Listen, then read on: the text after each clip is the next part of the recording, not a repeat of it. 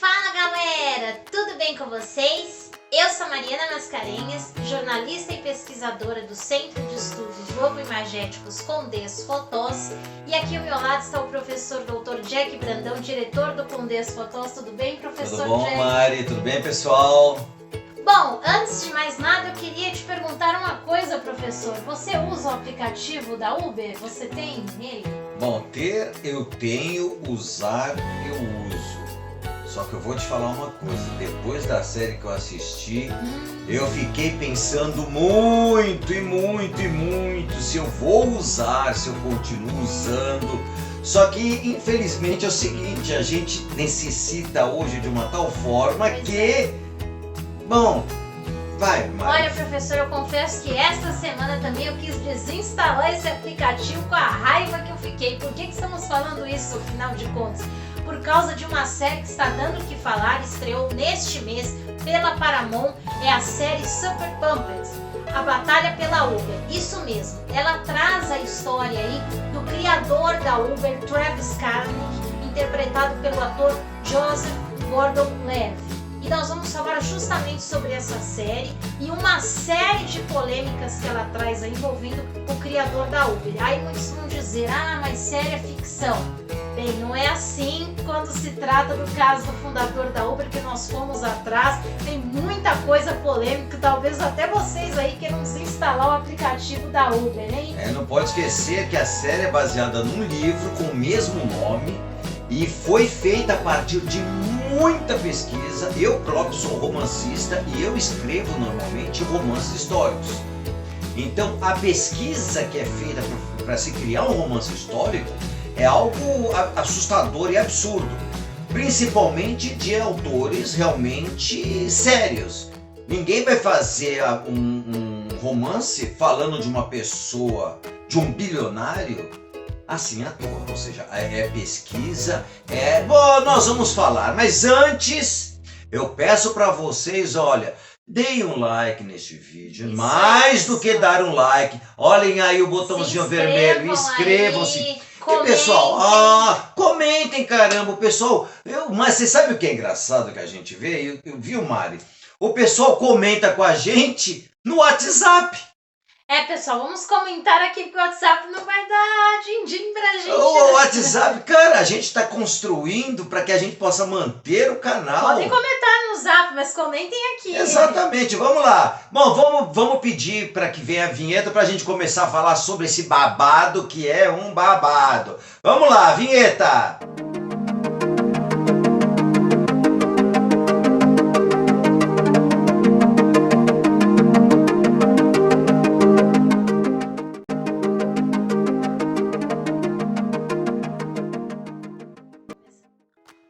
Pessoal, como nós falamos no começo deste vídeo, a série Super Pumped, A Batalha pela Uber, é baseada no livro que leva o nome desta temporada e foi lançado em 2019 pelo autor Mike Isaac. E como o professor Jack já falou, uma série de pessoas ligadas à empresa foram ouvidas para que essa obra acontecesse. Declarações polêmicas, professor, e já vou começar com uma bombástica, que é justamente a questão de quem? Dos motoristas que trabalham pela Uber, porque eles são elemento-chave, sem ele a empresa não acontece.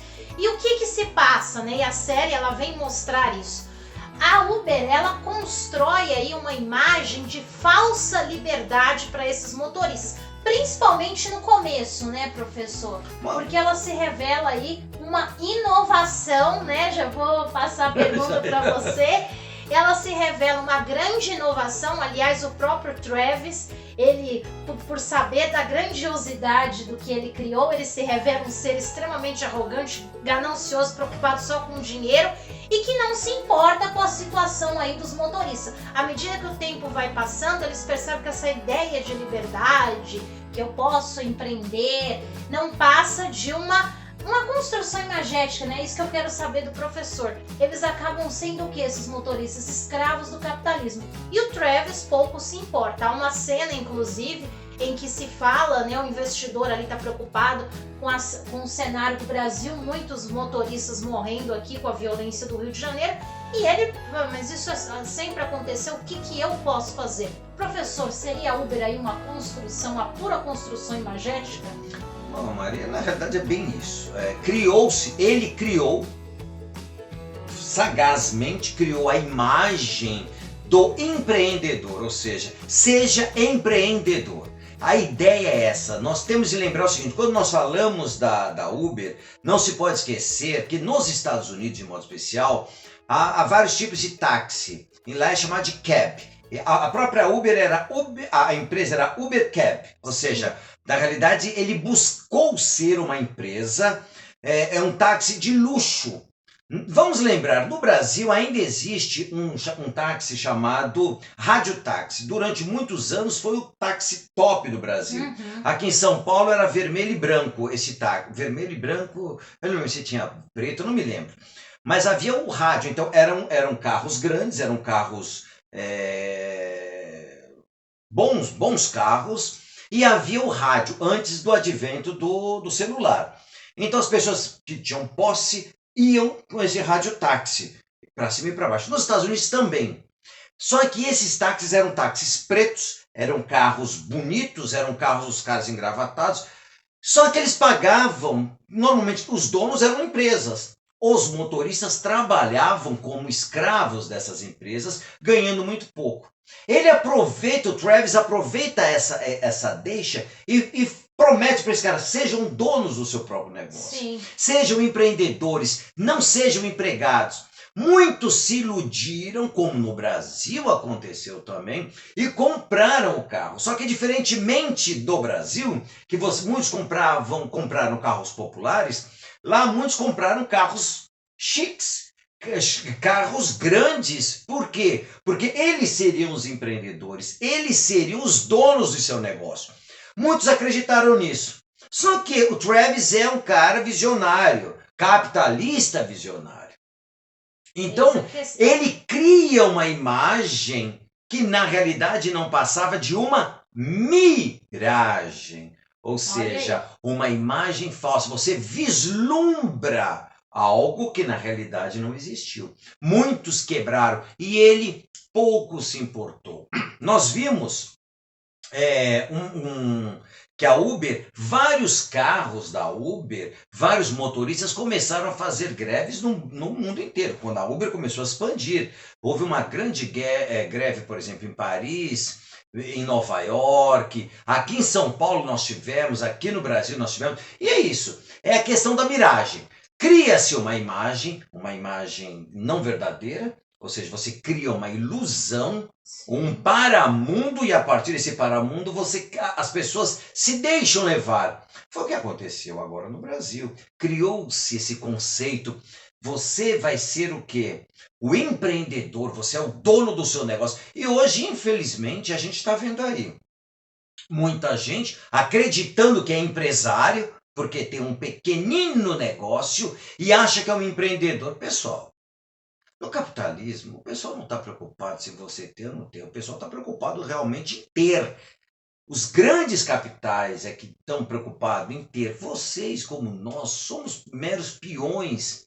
Então, o cara se achar, aquele tipo de cara que se falava antigamente, o cara come presunto e arrota peito de peru, ou seja, o cara se acha. E aconteceu isso logo no início da Uber. E muita gente se ferrou, literalmente. Aquela imagem dos sonhos não passava de uma miragem do deserto. Muito forte essa palavra, hein, professor? Miragem. E dentre essas pessoas, eu cito aí os imigrantes, né, professor? Porque exatamente. A Uber foi uma porta de entrada para muitos imigrantes. Foi uma miragem, porque muitos chegavam ali nos Estados Unidos, não tinham recursos para se sustentar, recorriam à Uber. E aí há uma outra polêmica que a série traz e que realmente aconteceu, que é o momento que o Travis resolve ser conselheiro econômico de nada mais, nada menos que Donald Trump, que representa toda a aversão aí, né, aos imigrantes, que gerou grande polêmica, ele teve que sair do... Lógico, não pode esquecer que uma das bandeiras do Trump foi exatamente o quê? A perseguição aos imigrantes. Ele fez uma caça às bruxas aos imigrantes nos Estados Unidos, foi um absurdo. Eu mesmo, por exemplo, quando eu estava lá nos Estados Unidos, eu tive uma viagem que eu fui fazer uma uma análise de um acervo num museu americano, e realmente aconteceu isso. Várias vezes eu usei Uber e sempre eram pessoas estrangeiras. Sim. Tanto que eles mal falavam inglês.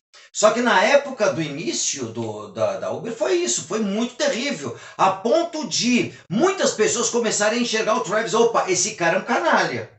Ou seja, muitas pessoas começaram a falar, ué, nós é que estamos levantando a empresa, isso os imigrantes, muitas vezes os imigrantes, e ele vai a favor de um governo que é contra os imigrantes, ou seja, Totalmente está indo incoerente. contra nós, contra a sua própria mão de obra. Mas não se pode esquecer também, em relação aos motoristas, que o Travis ele tentou de tudo para atirar os motoristas da Uber. É muito importante nós pensarmos isso. Sim. Ele sempre buscou o quê? Arrancar os motoristas, porque os motoristas eram um grande problema, um entrave. Cara, os motoristas, é bem isso que vocês estão ouvindo, eram um entrave para a Uber crescer.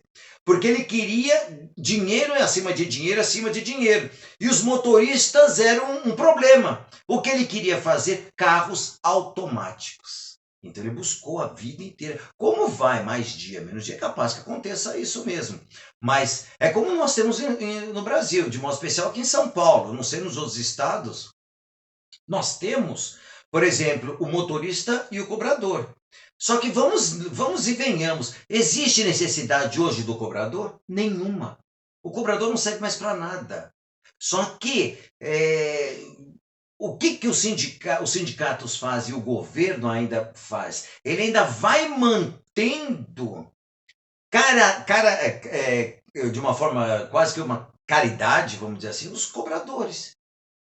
Porque sabe que se jogar, nós temos uma frota, eu acho que São Paulo, de 5 mil ônibus, 5, 6 mil ônibus, agora vocês já imaginaram, dividindo isso em 3 turnos, 15, 20 mil pessoas, no mínimo, você joga essas pessoas na rua, não é bem assim, você tem que qualificar essas pessoas. Certeza. Agora o Travis, na Uber, ele queria simplesmente pegar os motos e jogar fora.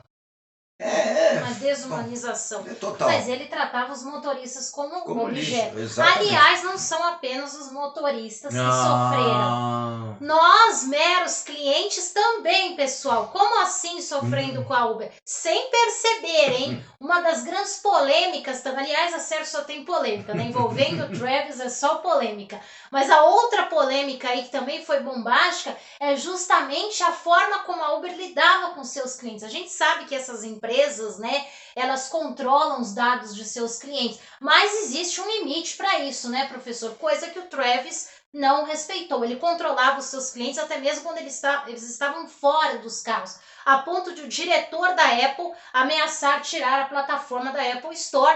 E ele faz o quê? Ele ri na cara dele, porque ele sabe da importância da plataforma, realmente dá muita raiva, porque ele é o único, ele se vê dono de algo totalmente inovador, e ele fica indiferente a essa reação do diretor da Apple. O que você tem a nos dizer, professor? Pessoal, vamos pensar uma coisa. Como você disse, Mari, essas plataformas, essas mídias que nós temos, essas mídias sociais, elas têm todo o conhecimento de nossa vida. Todo conhecimento de nossa vida. É algo surreal e absurdo.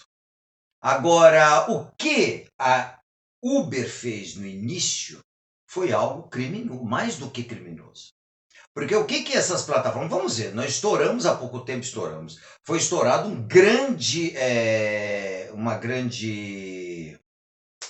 Como é que eu posso falar? Um grande esquema que o próprio Facebook fazia. Que era o quê? Vender os dados. Ele sabia da vida de todo mundo. Vocês já não repararam que quando nós estamos assistindo, nós procuramos algum produto, por exemplo, você vai comprar uma garrafinha para beber, água. Você coloca lá, garrafa para beber.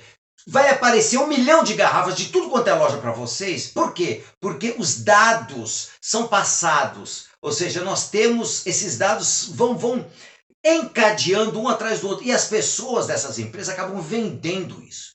Agora, o que a Uber fazia? A Uber vigiava não só os motoristas, como os clientes, a ponto de assistir o que os clientes estavam fazendo dentro do carro. Isso é plausível? É plausível, é possível, e fizeram.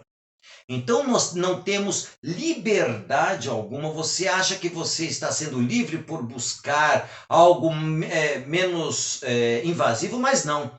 Então ele fez isso para burlar as leis, para analisar os dados, para saber aonde poderia ou não poderia levar os carros. Então isso é algo absurdo. E é bem a ideia do Orwell com o Big Brother. A ideia do grande irmão que olha tudo, são as câmeras que estão espalhadas em todos os lugares. Então é algo muito perturbador, né, mesmo, saber que você entra num carro e você está sendo vigiado pela própria empresa e seus dados são aí jogados aí no mundo virtual e tá aí, ó. A Deep Web é que sabe o que você é, o que não é. É muito perturbador, a palavra é essa mesmo. Com certeza, professores. Nós já estamos falando aqui razões suficientes para a gente ter ficado com raiva, né? A ponto de querer desinstalar o aplicativo. Tem mais por aí. Porque uma outra questão também seríssima é a questão do assédio. Muito bem tratado no filme, né? Na série, aliás. Houve uma série de casos, né, de assédio aí contra as mulheres. E elas, quando iam relatar ao RH, o que simplesmente falavam? Muda de equipe. A frase que mais me marcou foi o momento que uma disse à outra: aqui você está trabalhando na Uber, não está trabalhando numa empresa de relações humanas, ou seja, vocês... E é uma relação humana, porque na realidade... Exatamente. Então é algo muito surreal. E uma área extremamente ainda masculina, infelizmente, porque há muitas mulheres capacitadas em TI, mas que sofrem preconceito, né? Trazendo à tona aí uma realidade fortíssima. Então, o número de casos de mulheres que sofreram assédio dentro da Uber foi inúmeros. E o que o Travis fez diante de tudo isso? Há uma cena que demonstra claramente a reação dele, ou melhor, a indiferença, né? Porque reação ele não teve. Quando a mulher vai reclamar que ela sofreu um assédio, ele fala que simplesmente conversou lá, ameaçou, mas que ele não pode fazer nada porque ele depende daquela equipe. E ainda disse, se a gente for demitir todo mundo por conta disso, nós vamos demitir 90% da empresa. Olha a gravidade da situação. E outras questões também, quando os próprios motoristas apareceram casos, né, como vem aparecendo de motoristas que assediavam as mulheres, a indiferença era a mesma. Eu nada posso fazer. É o comportamento do motorista. Tem a dizer, professor? É absurdo, é um absurdo. Uma coisa que eu acho que deve ficar bem clara aqui é o seguinte: o que é o assédio sexual? Se fala muito em assédio, só que as pessoas não sabem o que é um assédio. Assédio é quando o empresário, quando o seu chefe, quando o seu gerente usa do poder dele de chefia e induz a funcionária a fazer atos que ela desagrada, quer dizer, que ela não tem vontade, inclusive de cunho sexual. E não precisa só ter o sexo por si só.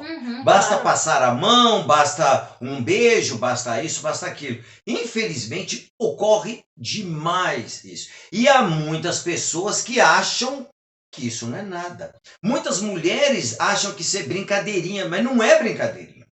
E no caso da Uber, era extremamente sério, como você falou. A área de TI é uma área predominantemente masculina e as mulheres, muitas com capacidade, acabaram simplesmente abandonando a empresa, sem a mínima condição e sem o mínimo apoio. É óbvio que mais dia, menos dia, principalmente nos Estados Unidos, que isso hoje deixou de ser um tabu, muitas empresas e muitos... empresários, assim como muitos atores, nós temos, por exemplo, Hollywood, é um exemplo. Quantos atores deixaram de serem chamados simplesmente por causa do assédio? Nós tivemos, há pouco tempo, nós tivemos uma série até da Netflix, que foi acabaram com a série porque o protagonista havia sido acusado de assédio sexual. Acabaram, porque ele era o protagonista, então, bom, acabaram com a série. Então, só que naquele momento, ele acreditando que o poder que ele tinha construído bastava, simplesmente passando a mão na cabeça dos amigos. Aquilo virou um clube do Bolinha, e as mulheres não eram bem aceitas, por isso que a indiferença total, não tem problema. E a série vai mostrar isso de uma forma muito magistral, eu achei. Com certeza, professor, porque o Travis é como o exemplo que você comentou. Ele se achava intocável, ele poderia fazer o que ele quiser, mas chega um ponto que até o conselho decide que se ele não sair da Uber, ele vai afundar a própria empresa que ele criou. O que vai acontecer com ele, nós vamos contar porque vocês têm que assistir. Sim, mas é uma coisa até importante você falar que as pessoas esquecem muitas vezes. Nós temos o fundador de uma empresa e nós temos o CEO. O CEO é aquele que nós chamamos de presidente da empresa. É uma coisa muito importante nós lembrarmos que nem sempre o fundador de uma empresa, ele continua sendo CEO. Sim. Porque, principalmente quando a empresa abre o capital. Abrir o capital, o que vai acontecer? As ações das empresas são pulverizadas. E há um grupo, muitas vezes, que vai tomar conta disso. E neste caso, muitas vezes, em muitos casos, o que acontece? O próprio conselho da empresa expulsa o CEO, expulsa o fundador. Por quê? Porque ele acaba não trazendo benefícios para a empresa. Ele trouxe, ele construiu, ele fez, ele teve a visão, só que a empresa tem de se manter. Com certeza. Então, muitas vezes, ele acaba sendo o seu próprio predador. E o próprio conselho acaba mandando para o espaço essa pessoa. Sim. Não que ela perca poder e dinheiro, né? Mas, ela continua se dando bem, essa é a questão. Falando da questão da produção da série, professor, nós achamos a série muito bem produzida, pessoal. Inclusive, ela tem 4 diretores, isso se torna visível na forma como os episódios são aí contados. E uma outra questão que me chamou muita atenção, professor, e aí eu gostaria de saber se isso é uma tendência ou não, é como muitas cenas, assim como está acontecendo com outros seriados e filmes, foram gravadas dentro do estúdio e não em ambientes externos. Isso é perceptível pelas imagens aí ao fundo? Seria isso uma nova tendência aí, professor? Bom, isso é uma coisa muito legal, Mari. Isso nós notamos, isso fica muito claro, por exemplo, na série. Vamos entender uma coisa. Hoje, grande parte dos filmes, todos, quase a grande maioria, usam chroma key. O que é o chroma key? O chroma key é a chamada tela verde. Então nós temos uma tela verde que nós colocamos atrás, o cenário verde, e você faz tudo. Mas não existe nada real. Aquilo é tudo fictício. Ou seja, tudo vai ser trabalhado numa pós-produção. As pessoas podem falar, então quer dizer que todo mundo pode ser ator, todo mundo... Não. Porque aí é que está. O ator tem de ser ator duplamente. Porque nós temos um roteiro, o ator, ele tem de ler o roteiro, ele tem de se inteirar com o contexto do roteiro, e ele vai ter de representar a cena, a ação, sem ter absolutamente nada diante dele. Então isso mostra que realmente o ator é um bom ator e ele consegue interagir de uma forma completamente imagética, só que imagético no sentido imaginativo. Então a imagem tem que estar no seu cérebro, ou seja, o ator tem que ser um ator muito fantástico. Sim. E eu vejo, de modo especial, que as séries, elas estão fazendo isso também. Mas aí surge uma outra questão que eu quero passar aqui. Primeiro, vamos lembrar que a Mari, ela falou uma coisa que eu achei interessante quando nós estávamos assistindo a série. Ela falou o seguinte, poxa, mas está muito claro esse chroma key, está muito realmente feio, está muito na cara o que é chroma key. Ou seja, que você é uma montagem. Só que vamos entender uma coisa que eu quero que fique claro para vocês. A minha visão, é óbvio, que eu quero passar para vocês. Primeiro, nós tínhamos, a partir do Renascimento, nós tivemos uma arte chamada arte mimética. O que quer dizer isso? A arte, ela passa a ser, de modo especial a partir do Renascimento, ela passa a ser uma imitação da natureza, uma imitação do mundo. Naquele momento, desenvolveu-se o conceito da perspectiva artificial. O que é a perspectiva artificial? A partir de um determinado ponto de fuga, você leva o olhar para esse ponto de fuga e você cria uma ilusão espacial, uma ilusão, uma perspectiva ilusionista, vamos dizer assim, nos quadros. Porque o artista no Renascimento, ele vai buscar exatamente isso, a imitação perfeita da natureza. O artista, ele passa a ser o quê? Um imitador, um construtor da natureza. Bom, essa ideia de perfeição que nós temos nos quadros sempre nos fascinou. Sempre nos fascinou e nos fascina. Quando nós olhamos um quadro, nós falamos, nossa, que perfeito o quadro é. Quando nós nos deparamos com a arte moderna, nós achamos estranho. Opa, arte moderna, eu não entendo nada, não sei o que significa isso. Então o que acontece, pessoal? Essa arte da perfeição, essa arte renascentista, ela vai existir durante 4 séculos. Até o século XIX.